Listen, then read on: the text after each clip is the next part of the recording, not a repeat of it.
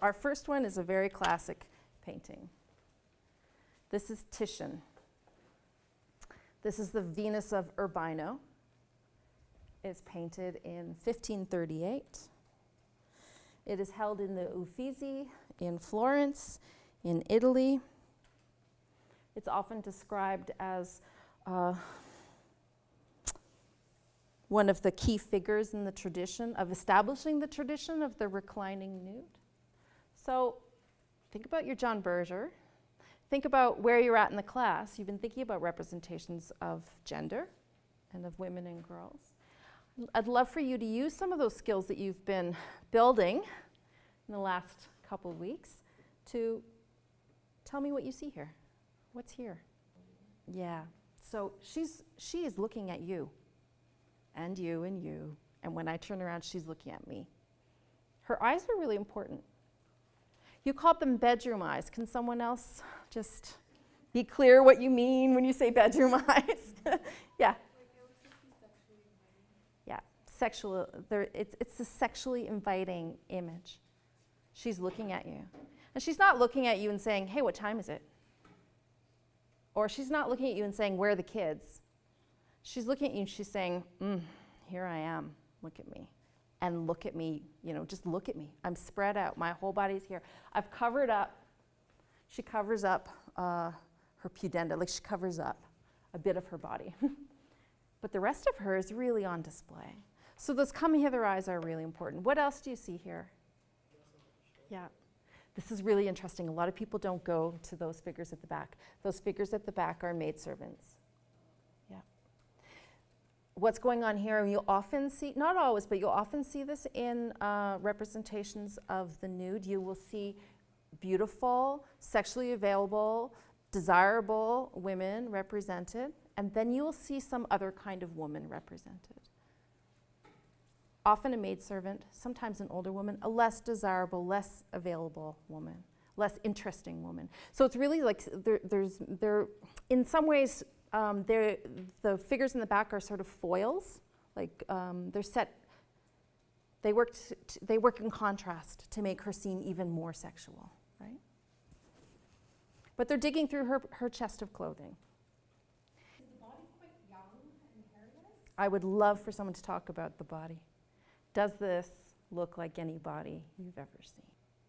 It's extremely white, right? And in fact, Titian is playing with something that is called chiaroscuro, which is a form of painting where he's working with, thinking about how you can use paint to make it look as though light is bouncing off the body. We're certainly seeing that in this painting. Her whiteness is really important. Her whiteness is very important and very valued in this painting. I would like for you to look at the sort of markers of femininity.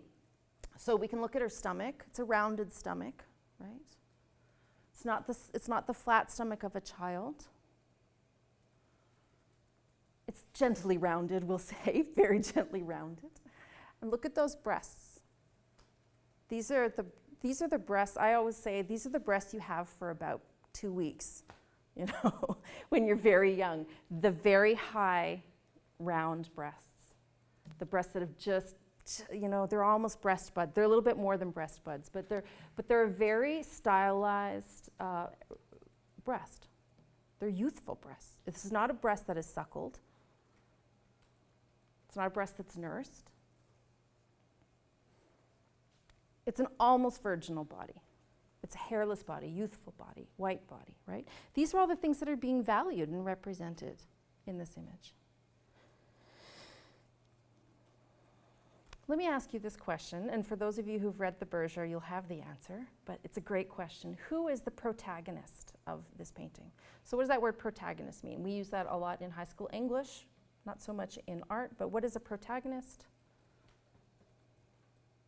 The central figure in a story. Central figure in a story. So who is the central figure in this painting?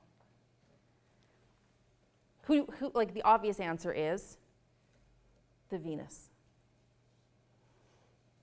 That's the obvious answer. Berger says no. Berger says, in fact, she is not the central figure. This is what he says. He says, in the average European oil painting, and I would say that Titian's Venus of Urbino is precisely the kind of average European oil painting he's interested in. Oh, I've got nudes spelled incorrectly there, just ignore that M. In the average European oil painting of the nude, the principal protagonist is never painted.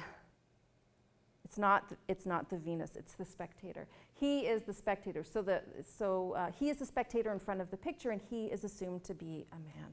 Berger is making a really important point here. He says that the nude is never about the woman. The nude that's represented is always an interpretation of a body. It's never a realistic representation of the painter's model, and in fact it's never about that model or that woman's body. It is about the sexual politics of desire and looking. For him, the painting is about you, right, the person looking. And in the context of something like Titian's Venus of Urbino, the painting is about the man who has commissioned it, the man who's gone to Titian and said, I'd like a painting. I'd like for it to be about 8 feet wide, and I'd like it to have a gorgeous woman on it, right? And I'll pay you for it.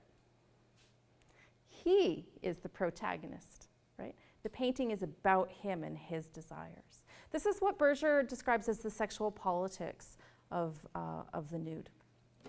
It is not about the nude body. It's not about the naked body. It's about gendered relationships that are unfolding in this frequently represented cultural artifact, which is the nude. Let's look at another one.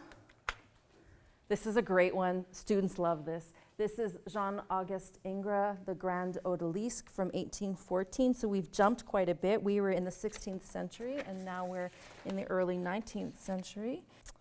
This was a painting that was treated as, well, described as quite scandalous in its time. It's called the Grand Odalisque. It's not the Venus. Ingres has decided to paint a naked woman and not call her Venus, the goddess of love, but to call her an odalisque. What does this word mean? Concubine, a harem slave, a sex slave. This is the scandal of its time. So a couple things that we can say here. One is we can ask, who is the protagonist of the Grand Odalisque? But we should also say something about this body. We have that come hither look, those bedroom eyes again, right? We're seeing her from the back, so she's concealing a bit more, but we can get a good glimpse at this breast. Again, the white body, the youthful body. Any problems in this painting? Her spine is so long. Look, this is her spine. This is her back. This is her lower back. This is the crease of her buttocks right here. It's the beginning of her butt. Look at all this. She's like a snake lady. Yeah, that's a great way to describe it. Look at her legs are all twisted up. This is not a picture. This is not a painting that is meant to be true to the model who sat in front of this painter. It is meant to evoke feelings. It is meant to evoke desire. I will draw your attention to the feathered fan. These are peacock feathers. I will draw your attention to the pipe, the hookah in the right-hand side. Draw your attention to all the colors, the head covering. This is an image that is not about this woman. It's not about a harem, but it is about the fantasy of a man like Ingres,